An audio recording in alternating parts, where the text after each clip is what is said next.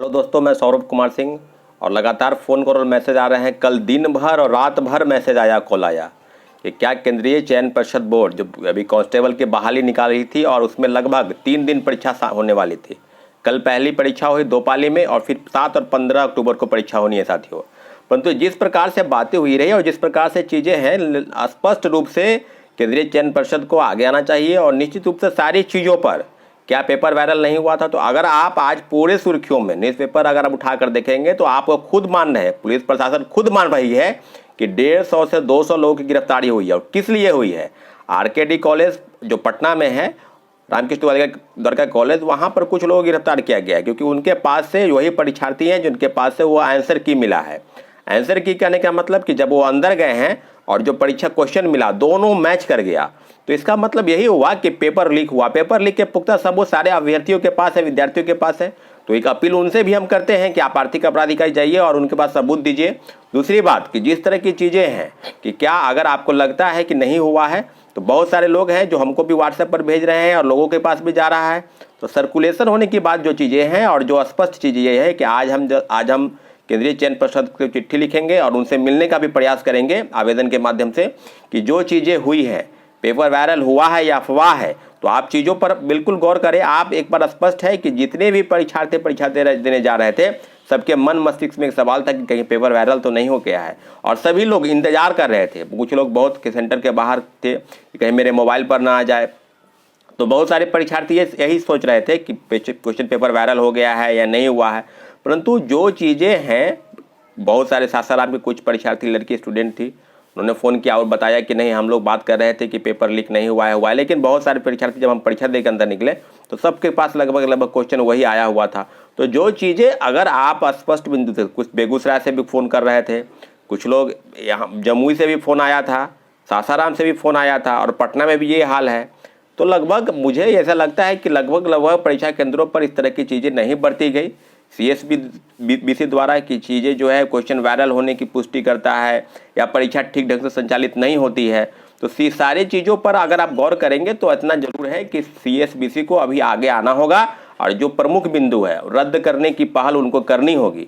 जिस प्रकार से चीज़ें हैं कि पेपर वायरल हुआ है, तो आप इस बात को संकेत नहीं दे रहे हैं क्या, जब क्वेश्चन पेपर उनको लेके जाना नहीं है और जब परीक्षार्थी परीक्षा केंद्र से बाहर आ रहे हैं तो वही आंसर की उनको मैच करके जितने भी परीक्षार्थी पकड़ाए हैं या जो सेटर पकड़ाए हैं, सॉल्वर गैंग के जो परीक्षा दे रहे थे किसी के बदले, तो उन सारी चीज़ों से एक बात स्पष्ट है कि चीज़ें जो है बिल्कुल बदल रही है। और स्पष्ट रूप से आपको हम कह दें कि 21,000 से ज़्यादा पदों पर जो वैकेंसी आई है बिहार पुलिस की, सिपाही भर्ती कांस्टेबल की, उसमें सारी चीज़ों पर अगर आप गौर करेंगे तो पेपर लीक के पुख्ता सबूत मिले हैं। अगर CSBC इन सब चीज़ों का अगर घोर मट्ठा करने की, अगर उनकी लिपापोती करने का प्रयास करेंगे तो हम आपको बताते चले कि सारे परीक्षार्थियों के साथ हम आंदोलन जरूर करेंगे, क्योंकि जो चीज़ें हैं, जो चीज़ें नहीं हो रही है उस पर हम लोग इंतज़ार कर रहे हैं।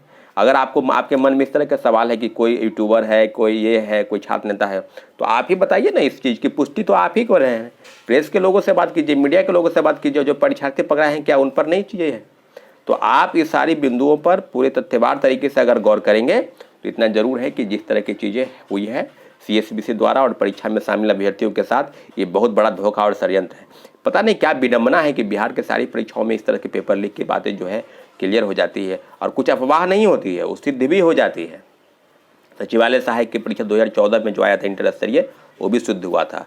67वीं BPSC पेपर लीक हुआ, वो भी सिद्ध हो गया। उसके पहले भी 66वीं BPSC पेपर लीक की हम लोग बात कर रहे थे कि औरंगाबाद के सेंटर से प्रश्न पत्र लीक है, परंतु आयोग मानने को तैयार नहीं थे। 67वीं में सिद्ध हो गया कि पेपर लिखवाया गया। जो लोग गिरफ्तारी हुई रंजीत रजक और अन्य लोगों की, उनसे ये सिद्ध हो गया कि पेपर आउट होता है, मेंस की कॉपी बाहर भेजी जाती है, लिखी जाती है, लिखवाई जाती है, सब कुछ सिद्ध हो गया है। तो परंतु जिस तरह की चीज़ें बिहार जो एजेंसी है कंडक्ट करने वाली परीक्षा, उसको पूरी तरह से ये बात अवगत होना चाहिए कि पेपर लीक और सेटरों के माध्यम से जिस प्रकार की चीज़ें होती है और सॉल्वर गैंग और सारी चीज़ों पर, तो एक बात है कि परीक्षा शुरू होने के पहले ही बहुत सारे लोगों की गिरफ्तारी हुई थी।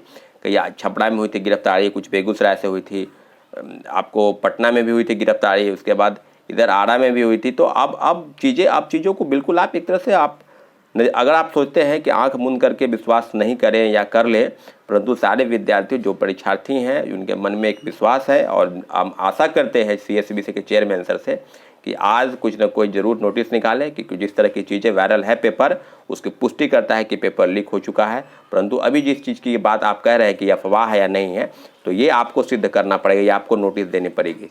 अगर नहीं आप करते हैं तो हम लोग आज उम्मीद करते हैं कि जल्द से जल्द आपसे हम चिट्ठी लिखे, आवेदन के माध्यम से आपसे हम मिलने का प्रयास करें।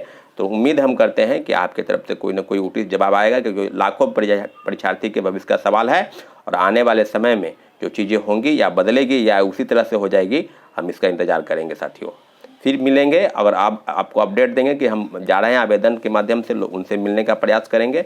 आज ऐसे बंद है, परंतु हम आवेदन तैयार कर लेते हैं, अगर होगा तो मेल करेंगे, परंतु कल उम्मीद करते हैं कि कल उनसे मिलने का प्रयास करेंगे।